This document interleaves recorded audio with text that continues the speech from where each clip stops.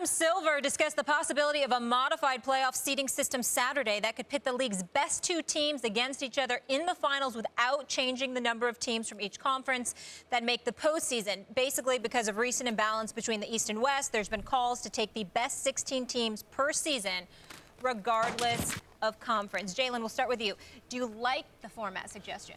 I love the format suggestion, and Adam Silver continues to show why the NBA continues to be leaps and bounds as it relates to progression of the other major sports, in particular the NFL and Major League Baseball. Just look at some of the inroads that happened during All-Star Weekend. Players Association met with the officials to try to iron out their relationship. These are things that create a natural progression.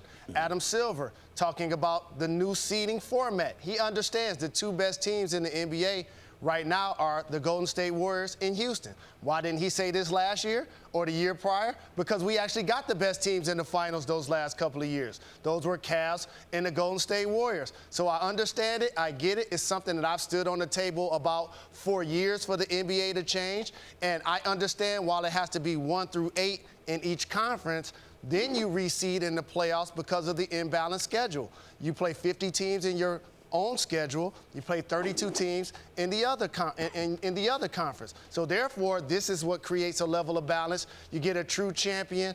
And I know, guys, you're going to have strong takes on this one, but following me on this one is going to be like Fergie following Marvin Gaye as we sing the national anthem. Well, let's be nice. Yeah. Let's be nice. We don't have to go there. I mean, you're not wrong, but you didn't have to say it. I mean, good Lord. You was there. Listen.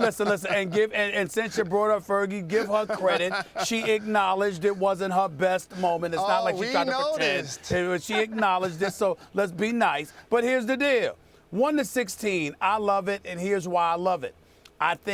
I love the idea of you being accountable to everybody when you're competing. I don't like the fact that even though you play games during the regular season, at the end of the day, you know what, it's the Eastern Conference that you have to be concerned about, or the Western Conference, or you're seating within the Western Conference. I like the fact that you have to look at all 30 teams in the league and take everybody seriously. You can't take anyone for granted because ultimately it can cost you. I love the fact that an Eastern Conference or a Western Conference team have to look across the aisle at one another to see what everybody is doing to make sure that they're up on their game or else, as opposed to, well, this is what's going on within our division or this is what's going on within our conference seedings and we're okay in that regard. I don't like that. I like the fact that you're taking it seriously enough where all 30 teams are held accountable to one another.